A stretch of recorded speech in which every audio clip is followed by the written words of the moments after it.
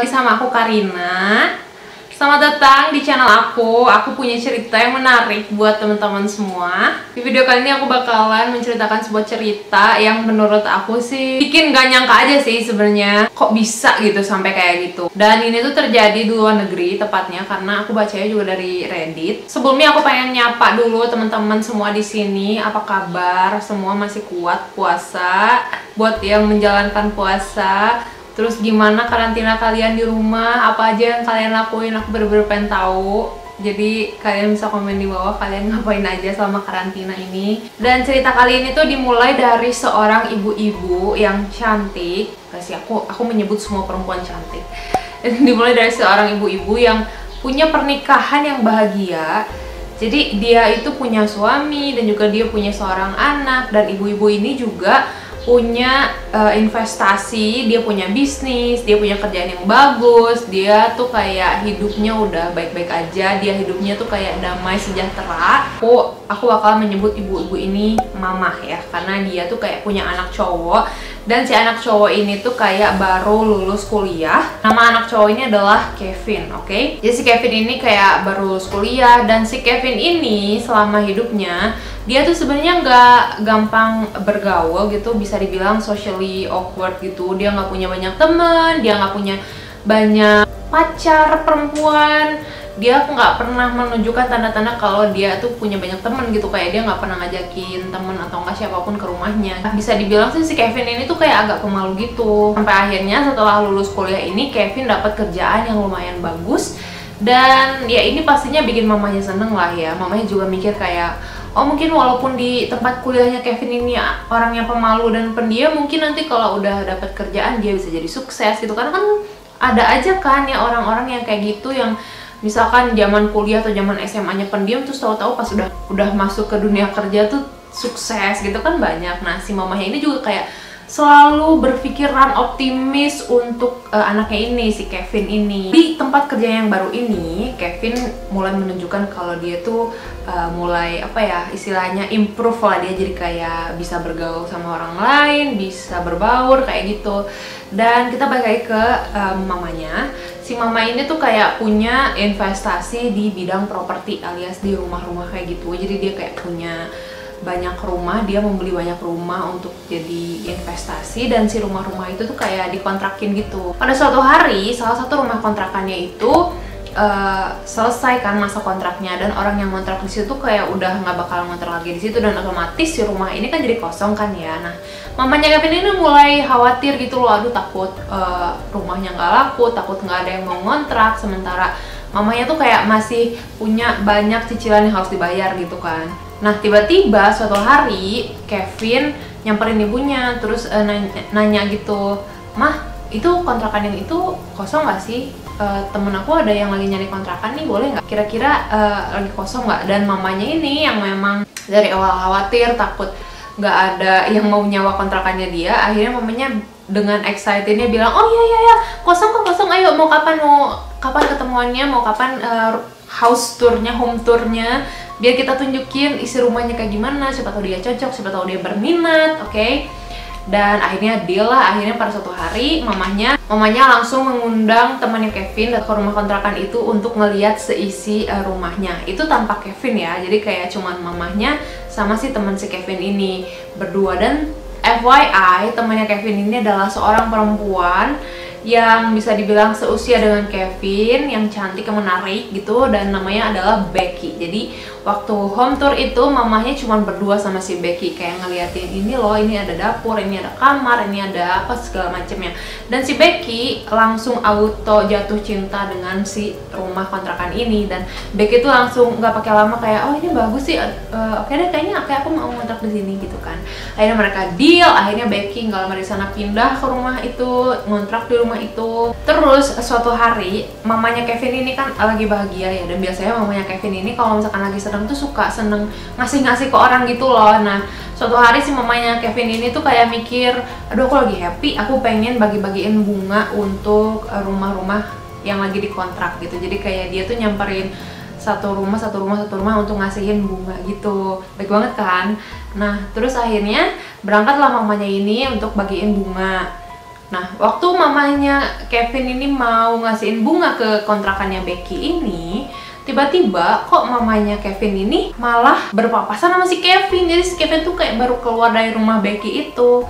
Bukan rumah Becky ya, maksudnya rumah kontrakan Becky, rumah yang dikontrak Becky. Nah, terus di sana si Kevin kaget dong, wah sial gitu kan. Terus mamanya, loh Kevin, kamu ngapain di sini gitu kan? Terus Kevin kayak, ya biasa lah Ma, namanya juga temen kan mau main doang. Terus mamanya tuh kayak udah mikir, kamu ngapain di sini gitu kan? Mamanya tuh kayak udah curiga gitu loh. Terus kata mamanya, Kevin, kamu pacaran sama Becky gitu kan? Mamanya langsung curiga gitu, langsung main nembak aja gitu. Terus si Kevinnya malah jawab, apaan sih Mama, udah jangan kepo, udah lupain aja gitu kan. Terus karena mamanya Kevin kayak gak enak gitu ya kan, malu kalau misalnya harus berpapasan sama si Becky gitu, dan juga karena Kevin tuh kayak gak nyaman karena kalau mamahnya ikut campur gitu, akhirnya sama mamahnya dititipin bunganya ke si Kevin. Kevin, ini ada bunga nih, kasihin aja ke Becky gitu. Terus kata Kevin, oh ya udah nanti aku kasihin mah gitu kan. Akhirnya mamahnya pergi aja gitu kan, naik mobil pergi. Cus. Setelah berminggu-minggu Becky ngontrak di rumah mamanya ini, mamanya lama-lama bilang sama Kevin, itu undang dong si Becky ke rumah, kenalin ke sama mama, kenalin ke sama papa gitu kan. Masa kamu punya pacar nggak dikenalin sama keluarga sih gitu kan. Terus si Kevin malah, apaan sih Ma, udah deh, ntar aja deh, ntar udah deh, nggak usah deh gitu kan. Sementara mamanya tuh kayak mengharapkan biar bisa kenalan sama si Becky, kenalan sama perempuan yang ditaksir sama anaknya, ya nggak sih. Nah terus di suatu hari mamanya Kevin menerima chat dari Becky yang bilang kalau, halo maaf tante, ini di rumah kontrakan ada yang bocor gitu, boleh minta tolong dibenerin nggak gitu kan. Nah terus mamanya Kevin ini auto bilang ke si Kevin, Kevin, Becky bilang nggak sih kalau ada yang bocor gitu kan. Terus si Kevin bilang, oh iya bilang sih, ya udah ntar biar sama aku aja mah dibenerinnya. Terus kata mamanya, lah emang kamu bisa benerin yang bocor? Terus kata Kevin, lah mama kan udah gede, masa benerin yang bocor aja nggak bisa, udah ntar biar sama aku aja gitu kan. Akhirnya mamanya oke gitu kan. Terus nggak lama dari situ akhirnya mamanya ngechat Becky gitu kan, gimana Becky, udah bener belum, yang bocornya udah dibenerin belum?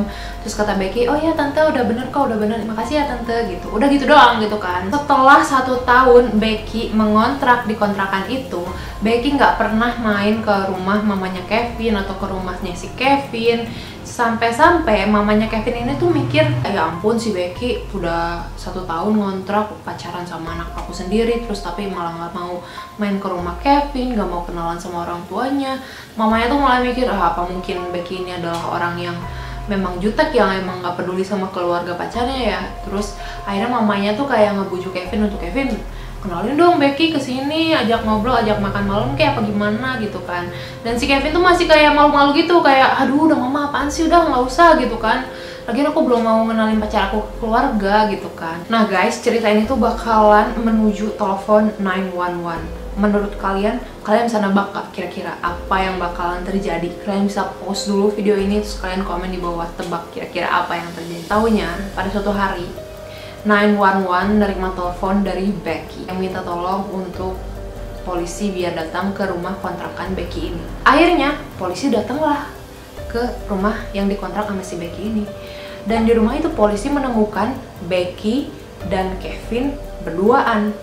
Nah di sana Kevin bilang sama polisi, polisi, ini pacar saya, kita lagi berantem kecil aja kok, sebenarnya nggak ada apa-apa, nggak ada yang gimana-gimana, kita cuma berantem kecil aja karena kita pacaran gitu kan. Nah sementara Becky bilang sama polisi, polisi, saya nggak pernah ngeliat orang ini seumur hidup saya nggak kenal orang ini siapa, saya nggak tahu orang ini siapa, dan saya takut karena dia tiba-tiba ada di rumah kontrakan saya. Oke, dari sini kalian udah bisa tebak belum apa yang sebenarnya terjadi? Oke, jadi sebenarnya gini ya, ini adalah faktanya. Jadi sebenarnya Kevin dan Becky itu memang bekerja di perusahaan yang sama. Perusahaannya ini tuh kayak perusahaan besar gitu, yang bisa dibilang kayak gedungnya cukup besar gitu, pegawainya cukup banyak gitu. Dan Kevin dan Becky ini sama sekali nggak pernah ngobrol, nggak pernah kenalan. Jadi mungkin mereka pernah papasan sekali dua kali, tapi nggak pernah ngobrol, nggak pernah kenalan, nggak pernah ada kayak semacam bonding, ikatan atau apapun. Nah suatu hari Kevin tuh somehow suka sama Becky, naksir gitu, karena Becky ini emang perempuan yang menarik gitu kan. Dan si Kevin ini seneng ngikutin Becky, kayak diem-diem ngeliatin dia dari jauh. Dan Kevin ini tahu kalau Becky ini lagi nyari tempat tinggal. Akhirnya Kevin tahu nih kalau Becky lagi nyari tempat tinggal kan. Akhirnya Kevin punya ide kayak oke deh, aku bakalan nempelin kayak semacam poster atau nggak flyer kontrakan mamanya itu. Jadi kayak diiklanin gitu di papan pengumuman kantor.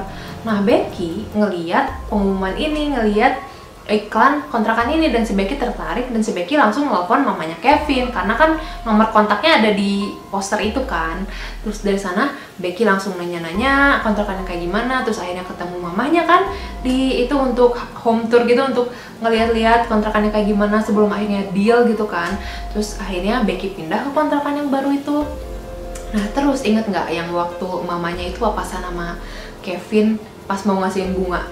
Nah itu tuh sebenarnya Kevin itu baru keluar dari rumahnya Becky di saat Becky nggak ada di rumah. Jadi si Kevin itu sebenarnya kan punya akses ya sama barang-barang mamanya, secara mereka kan tinggal serumah dong. Jadi si Kevin ini menduplikasi kunci kontrakannya si Becky, dan Kevin ini sering banget masuk ke rumahnya yang dikontrak sama Becky itu, dan dia ngeliat barang-barangnya Becky, terus merhatiin Becky dari jauh, terus ngeliat-liat Becky ini orangnya kayak gimana, seneng makan apa, kayak gitu. Ya ampun, serem banget ya sih diikutin orang sampai kayak segitunya. Terus inget nggak sih yang waktu Becky bilang sama mamanya kalau ada yang bocor? Nah itu kan sebenarnya Kevin itu nggak tahu. Jadi kan si Becky bilang ke mamanya, ngechat gitu kan, halo tante, maaf ini ada yang bocor, bisa dibenerin nggak?